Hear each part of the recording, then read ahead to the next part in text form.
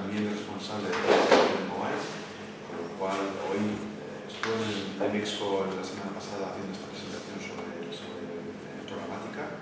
Es un gran experto, viene del mundo de programática ya y también de móvil.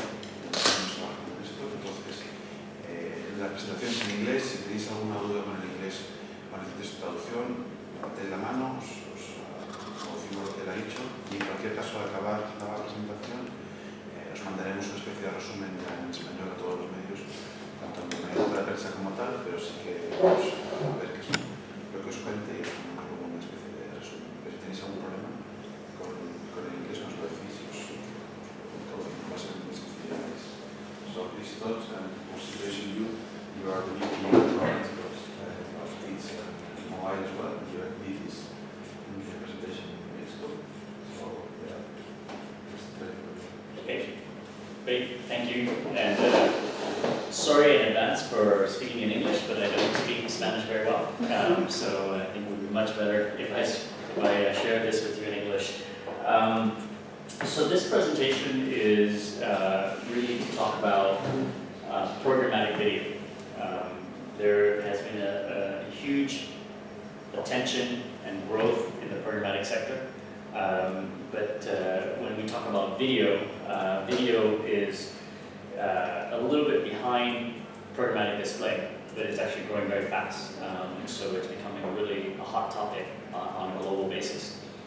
So what I wanted to do here was just to look at 10 big questions that people ask very commonly about programmatic video. I want to start with a couple questions that are not necessarily related just to programmatic, but also to video. So there are two big industry challenges in the market. The first one, which leads to my first question, is do users like pre-roll video ads? Now, most pre-roll video ads are non-skippable, so you have to watch the ad in order to watch the content. And what we know is that consumers do not like them. They do not like them because they're forced to watch it. They do not have a choice. They cannot skip it, they cannot close it, they have to watch it. And the reason why the industry has chosen this methodology is because it's very easy. They copy TV, right? Because on television, you watch something, you have to watch the ad in between, and then you can move on. Except that television these days does allow you, if you record the show on box, you can fast forward and skip the ad. You can't do this in pre-roll advertising. So users don't really like this type of forced advertising. The second industry challenge that we deal with is how much premium video inventory is available. Well, as you've probably heard in the industry, that advertisers are constantly running out of inventory they can buy on video that is considered quality premium inventory. In fact, if you look at the industry today, only 5% of online video is premium. Right? Most of the other video sits in either social networks, video channels like YouTube, or lower quality publishers. There are premium publishers that have video inventory.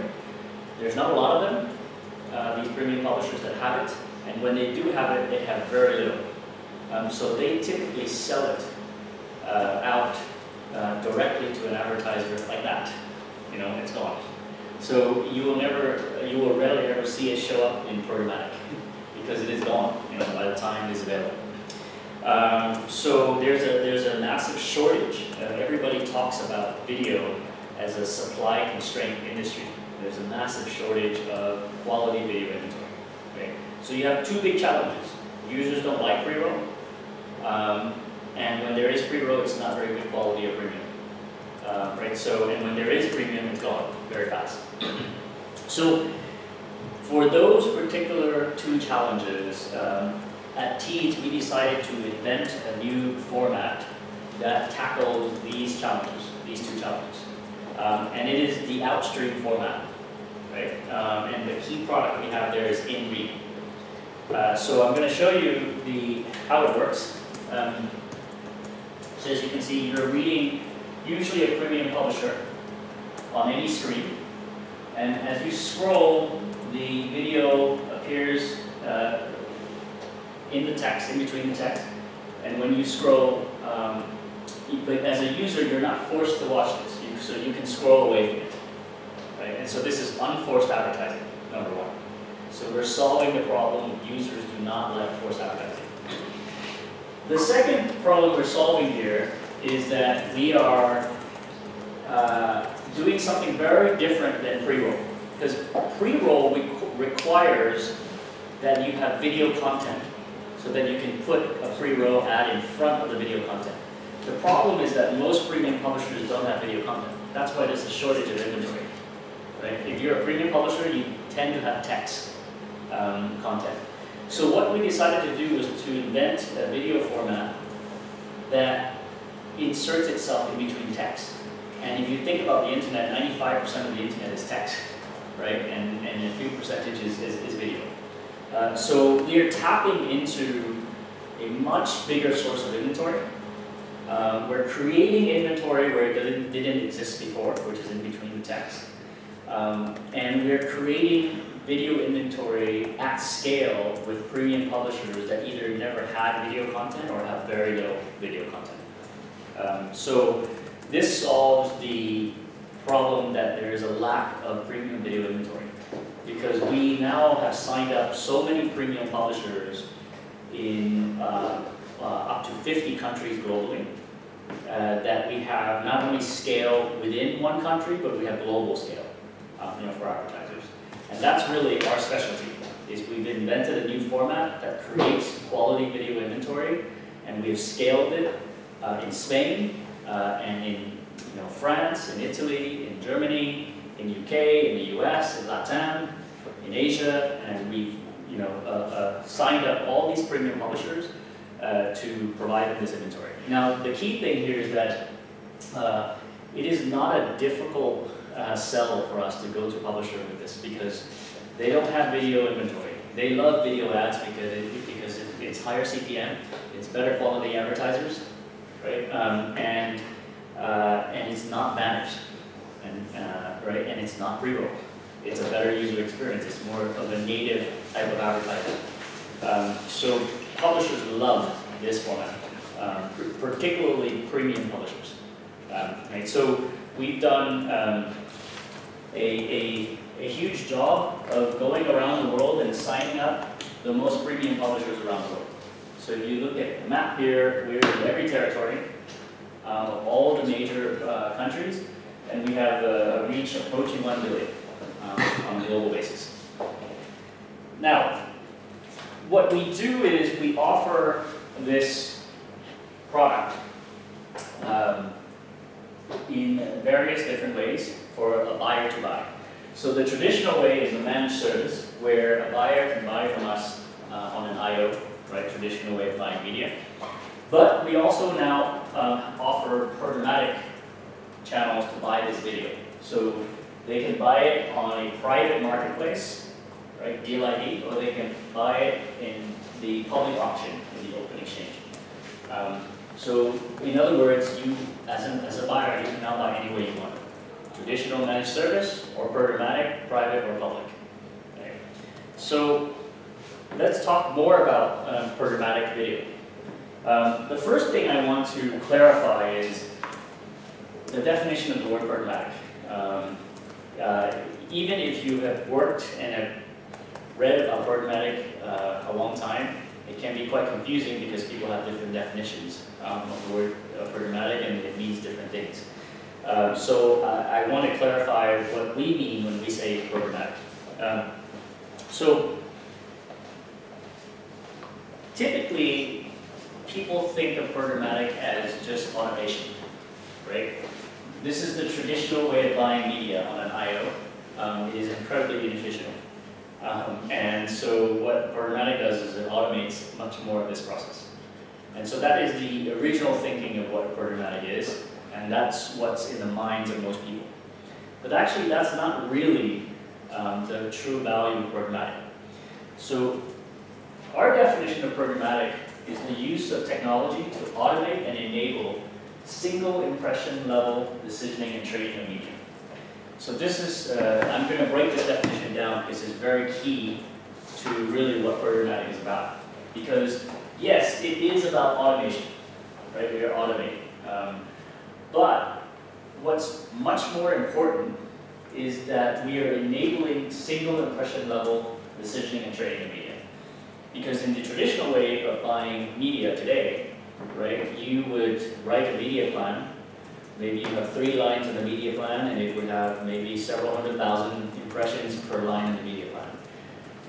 But several 100,000 impressions for 1 line in the media plan is an incredibly inefficient way to buy media, because every single impression is different. Every single impression has a different audience sitting behind it, right? So what if we can create a way for you to look at every impression, see who's behind that impression, and decide if you want that impression, and if you want it, at what price are you willing to pay for it? It is the most efficient way now to buy media, if that is available. And that is what programmatic does. It enables you to pick 1 impression at a time, and to be able to select the one you want and pay the price you're willing to pay for it, right? And the only way, of course, that you can decide whether you want an impression or not is you must have data for that impression, right? And that is why data is so key in programmatic, right? The buyer is going to look at an impression, check the database, see what data they have on that impression, and if it's, say, you know, if Nike is trying to sell women's running shoes, and this is a woman 25-year-old that likes sports, then Nike is going to want that impression, and will probably pay a higher price for that impression. So this is really the true benefit of programmatic, and I wanted to just clarify, you know, what we mean when we say programmatic. It is about automation, but it is also about enabling much better targeting. So now, how big is programmatic now? Right? I mean, there's a lot of buzz, but what's the real number? This is the latest worldwide digital display number. And as you can see, in 2015, it is now 46% of worldwide digital display spend is programmatic, which is almost half, right? And by next year, it will be over half of all digital displays. So this is huge because a few years ago, this was close to 0. And within a few years, it's now, you know, nearing 50%. Some people say that programmatic is the fastest growing product in the history of media.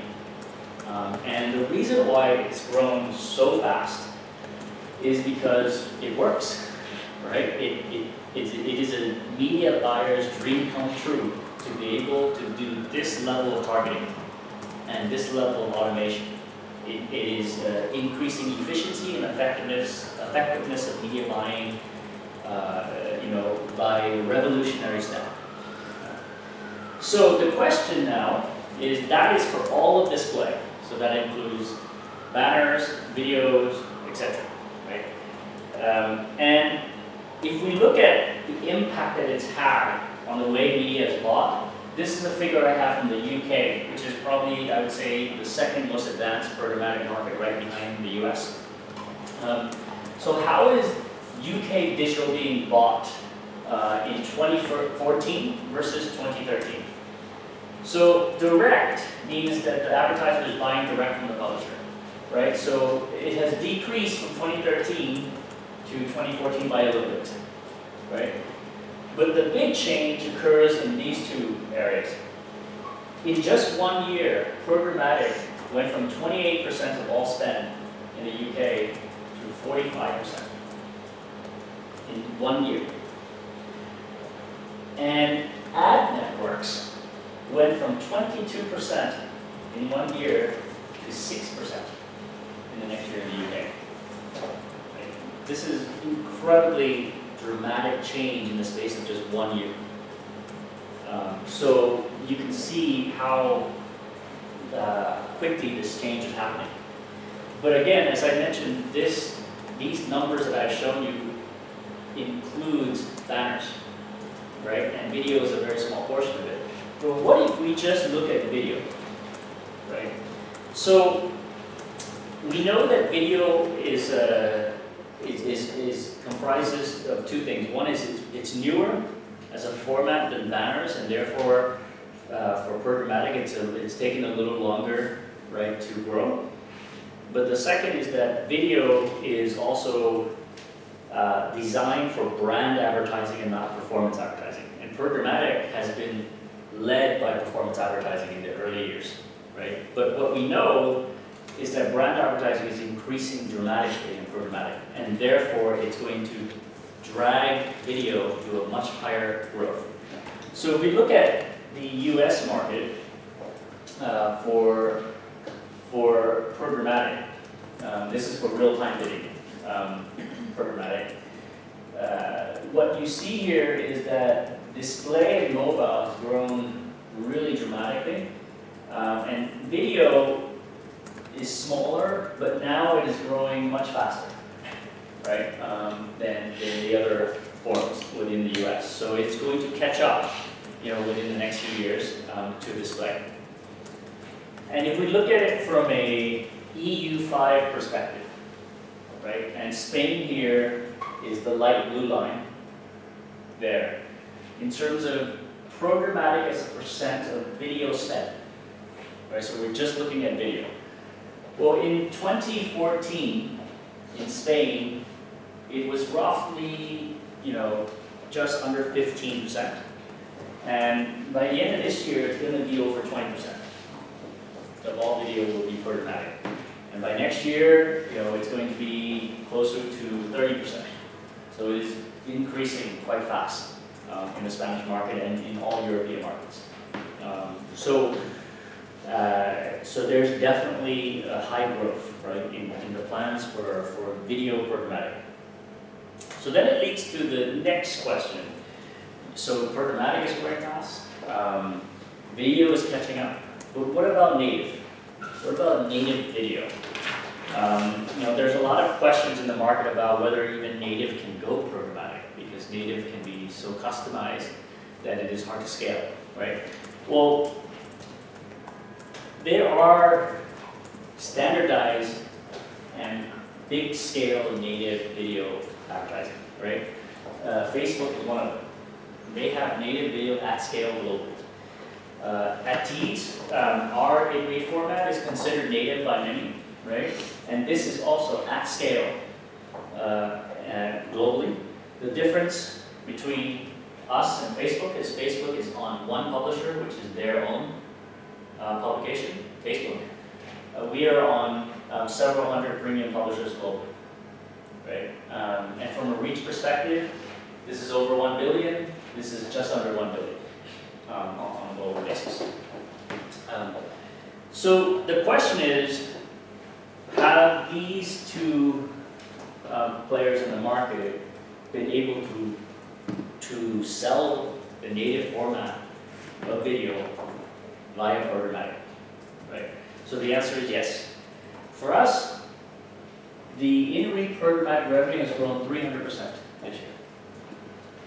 Right? It's something that we've gone public with. It's surprised us how fast it's grown. But it's in some ways it's not surprising because there's a lot of demand for video. We have it at scale. It's standardized, so it can be put into programmatic exchanges or private marketplace, and it can be sold just like any other video. Right? So there's nothing difficult about native video if you can standardize it and have it at scale. And that's really what programmatic is about. You have to have some standardization, and you have to have scale. Then you can do programmatic. So, does programmatic work for brand campaigns? This has been a key question globally for a couple of years now, because programmatic started as a performance advertising tool, and today it's still very much performance advertising, right? So the question is, does it work for brands? Well, I think in some ways the best authority to answer that question is Procter & Gamble, right? So Procter & Gamble last year said that they are going to buy 70% of all their digital advertising programmatic. Right? And if you speak to Procter & Gamble, if you speak to any agency or anyone that's working Procter & Gamble, I would say that that number is probably even bigger than 70%. I mean, they took it very seriously. You can't even buy, if you speak to Procter & Gamble and you try to sell them video and you don't have programmatic, they probably don't talk to you. Right? So this is really the world's biggest advertiser, doing, and not just the world's biggest advertiser, but a brand advertiser that doesn't really do that much performance, right? Using programmatic, and using programmatic not just in display banners, but also very significant amount in video, and buying programmatic.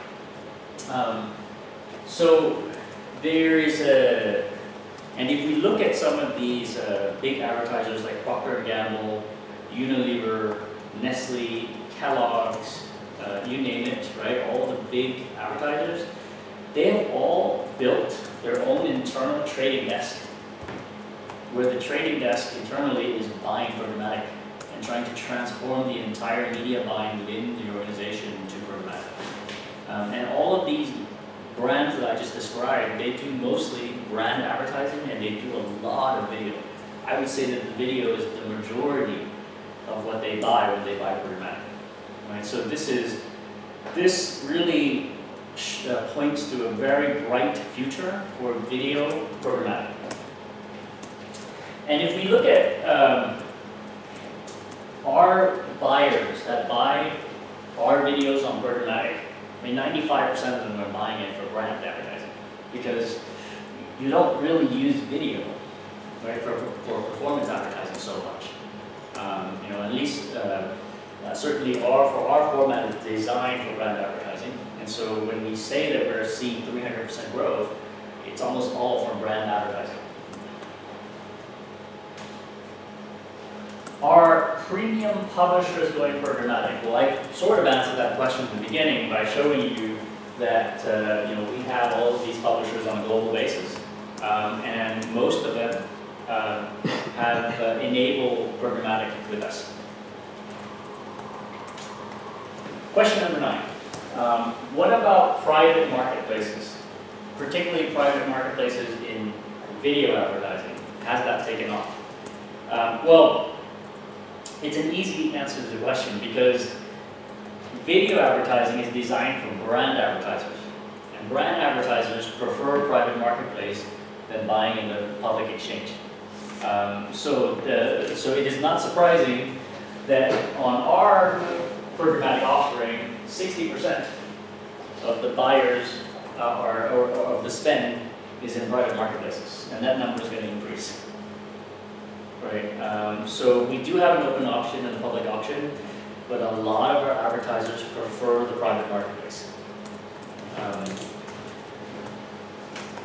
Last question.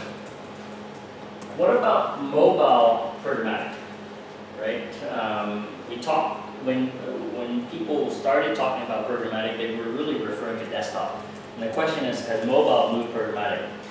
Well, actually, mobile is even more programmatic than desktop, right? In the US, it's at 57%. Mobile has gone programmatic. That's higher than desktop. So mobile has taken a step ahead of desktop to move to programmatic. So in a way, I mean, if you've heard everything in my presentation, everything is growing in programmatic, right? Every single sector: display, video, mobile, native, private marketplaces, brand advertising, all on the up. Everything is on the up right now, in the programmatic sector. And the fastest growing of which is really video, and within that, native video. Right. So now I'm going to finish off by going back to the first question. Do users like pre-roll video ads? Because to me, today in our industry, this may be the single most important question. Why is it the single most important question? Because of this topic, right? Germany, 61% of pre-roll ads are blocked by ad blockers installed by the consumers. 61%. And this is before Apple's iOS 9 announcement that they will include ad blockers. This number is before this, right? So the reason why consumers are blocking ads is because we're annoying them, right? So as an industry, what we have to do is stop annoying them, right? Then they will block less ads.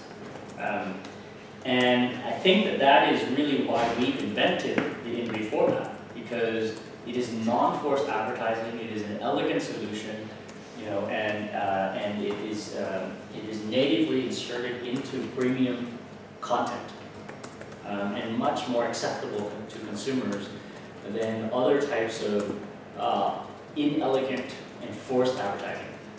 Right? And that is one of the key solutions to ad blocking, is to not to, one way is to try to stop the ad blockers, but the other way is to try to make the consumers not block us. Right? And I think that is ultimately the most important thing that we have to do. So I will finish with a video that we created as a message to the industry about the consumer.